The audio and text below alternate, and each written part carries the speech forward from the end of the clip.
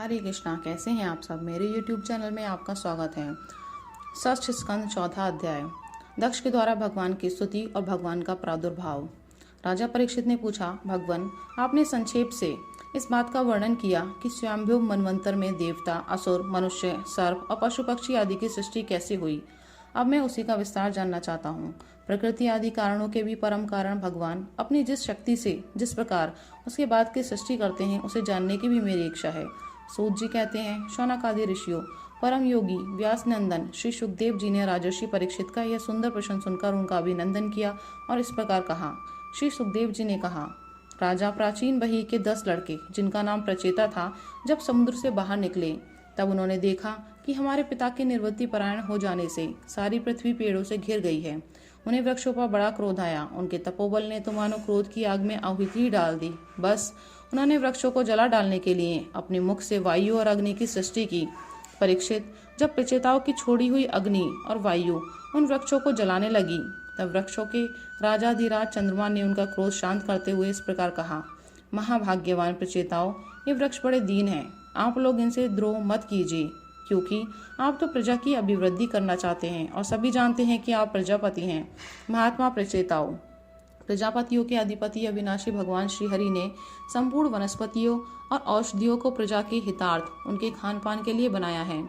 संसार में पांखों से उड़ने वाले चर प्राणियों के भोजन, फल, पुष्पादि अचर पदार्थ हैं। पैर से चलने वालों के घास तृणादि बिना पैर वाले पदार्थ भोजन हैं। हाथ वालों के वृक्ष लता आदि बिना हाथ वाले और 2 पैर वाले मनुष्य आदि के लिए धान, गेहूं आदि अन्य भोजन है। 4 पैर वाले बैल, ऊंट आदि खेती प्रवृत्ति के द्वारा अन्न की उत्पत्ति में सहायक हैं। निष्पाप प्रचेताओं, आपके पिता और देवादिदेव भगवान ने आप लोगों को यह आदेश दिया है कि प्रजा की सृष्टि करो। ऐसी स्थिति में आप वृक्षों को जला डालें, यह कैसे उचित हो सकता है। आप लोग अपना क्रोध शांत करें और अपने पितामह आदि के द्वारा सेवित सत्पुरुषों के मार्ग का अनुसरण करें।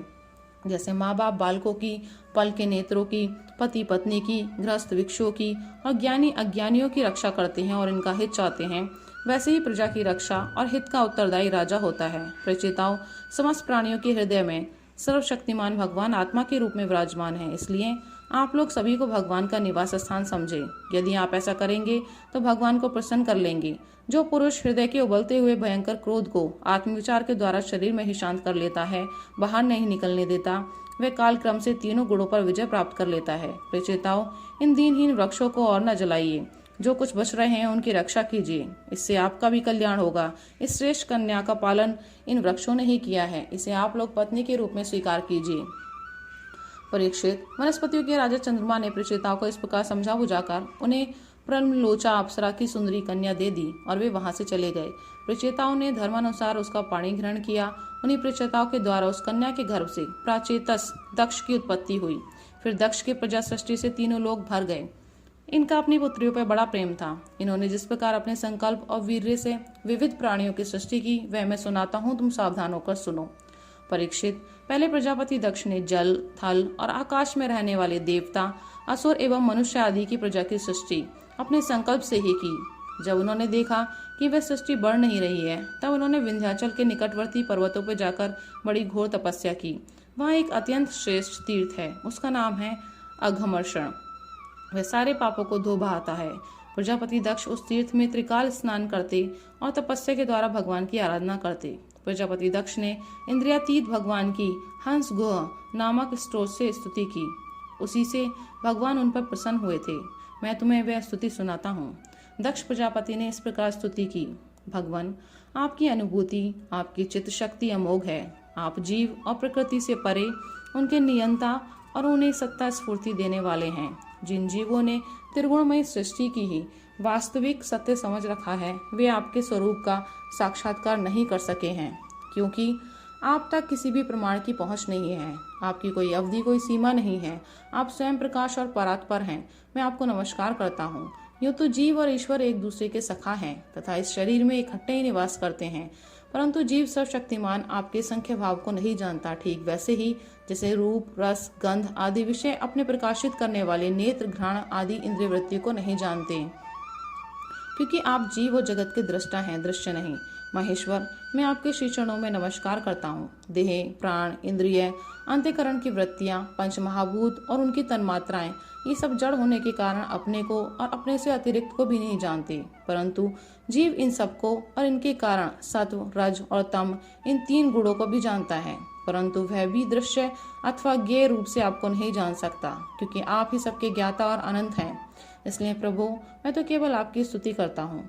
जब समाधि काल में प्रमाण, विकल्प और विपर्यय रूप विविध ज्ञान और स्मरण शक्ति का लोप हो जाने से इस नाम रूपात्मक जगत का निरूपण करने वाला मन उपरत हो जाता है, उस समय बिना मन के भी केवल सच्चिदानंदमयी अपनी स्वरूप स्थिति के द्वारा प्रकाशित होते रहते हैं। प्रभु, आप शुद्ध हैं और शुद्ध हृदय मंदिर ही आपका निवास स्थान है। आपको मेरा नमस्कार है।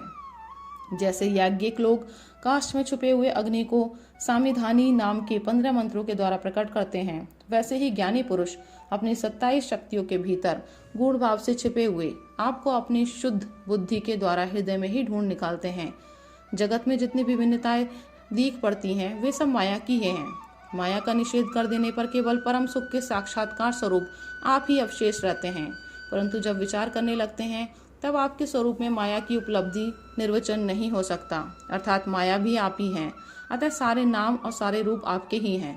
प्रभु, आप मुझ पर प्रसन्न होइए, मुझे आत्म प्रसाद से पूर्ण कर दीजिए। प्रभु, जो कुछ वाणी से कहा जाता है अथवा जो कुछ मन, बुद्धि और इंद्रियों से ग्रहण किया जाता है, वह आपका स्वरूप नहीं है, क्योंकि वह तो गुण रूप है और आप गुणों की उत्पत्ति और प्रलय के अधिष्ठान हैं। आप में केवल उनकी प्रतीति मात्र है। भगवान, आप में ही यह सारा जगत स्थित है, आपसे ही निकला है और आपने और किसी के सहारे नहीं, अपने आप से ही इसका निर्माण किया है। यह आपका ही है और आपके लिए ही है। इसके रूप में बनने वाले भी आप हैं और बनाने वाले भी आप ही हैं। बनने बनाने की विधि भी आप ही हैं। आप ही सबसे काम लेने वाले भी हैं। जब कार्य और कारण का भेद नहीं था, तब भी आप स्वयं सिद्ध स्वरूप से स्थित थे। इसी से आप सबके कारण भी हैं। सच्ची बात तो यह है कि आप जीव जगत के भेद और स्वगत भेद से सर्वथा रहित एक अद्वितीय हैं। आप स्वयं ब्रह्म हैं। आप मुझ पर प्रसन्न हो। प्रभु, आपकी ही शक्तियाँ वादी प्रतिवादियों के विवाद और संवाद का विषय होती हैं और उन्हें बार बार मुंह में डाल दिया करती हैं। आप अनंत, अप्राकृत, कल्याण गणों से युक्त एवं स्वयं अनंत हैं। मैं आपको नमस्कार करता हूँ। भगवान, उपासक लोग कहते हैं कि हमारे प्रभु हस्तपादादि से युक्त साकार विग्रह हैं और सांख्यवादी कहते हैं कि भगवान हस्तपादादि विग्रह से रहित निराकार हैं। यद्यपि इस प्रकार वे एक ही वस्तु की 2 परस्पर विरोधी धर्मों का वर्णन करते हैं, परंतु फिर भी उसमें विरोध नहीं है, क्योंकि दोनों एक ही परम वस्तु में स्थित हैं। बिना आधार के हाथ पैर आदि का होना संभव नहीं और निषेध की भी कोई ना कोई अवधि होनी ही चाहिए। आप वही आधार और निषेध की अवधि हैं, इसलिए आप साकार निराकार दोनों से ही अविरुद्ध सम पर ब्रह्म हैं। प्रभु, आप अनंत हैं। आपका ना तो कोई प्राकृत नाम है और ना कोई प्राकृतिक रूप। फिर भी जो आपके चरण कमलों का भजन करते हैं, उन पर अनुग्रह करने के लिए आप अनेकों रूप में प्रकट होकर अनेकों लीलाएं करते हैं तथा उन रूपों एवं लीलाओं के अनुसार अनेकों नाम धारण कर लेते हैं। परमात्मन, आप मुझ पर कृपा प्रसाद कीजिए। लोगों की उपासनाएं प्रायः साधारण कोटि की होती हैं, अतः आप सबके हृदय में रहकर उनकी भावना के अनुसार भिन्न भिन्न देवताओं के रूप में प्रतीत होते रहते हैं। ठीक वैसे ही जैसे हवा गंध का आश्रय लेकर सुगंधित प्रतीत होती है, परंतु वास्तव में सुगंधित नहीं होती, ऐसे सबकी भावनाओं का अनुसरण करने वाले प्रभु मेरी अभिलाषा पूर्ण करें। श्री सुखदेव जी कहते हैं, परीक्षित, विंध्याचल के अघमर्षण तीर्थ में जब प्रजापति दक्ष ने इस प्रकार स्तुति की, तब भक्तवत्सल भगवान उनके सामने प्रकट हुए। उस समय भगवान गरुण के कंधों पर चरण रखे हुए थे। विशाल एवं हष्टपुष्ट 8 भुजाएं थीं। उनमें चंक, चक्र, शंख, तलवार, ढाल, बाण, धनुष, पाश और गदा धारण किए हुए थे। वर्षाकालीन मेघ के समान श्यामल शरीर पर पीताम्बर फहरा रहा था। मुखमंडल प्रफुल्लित था। नेत्रों से प्रसाद की वर्षा हो रही थी। घुटनों तक वनमाला लटक रही थी। वक्षस्थल पर सुनहरी रेखा, श्रीवत्स चिन्ह और गले में कौस्तुभ मणि जगमगा रही थी। बहुमूल्य किरीट, कंगन, मकराकृत कुंडल, करधनी, अंगूठी, कड़े, नूपुर और बाजूबंद अपने अपने स्थान पर सुशोभित थे। त्रिभुवनपति भगवान ने त्रैलोक्य विमोहन रूप धारण कर रखा था।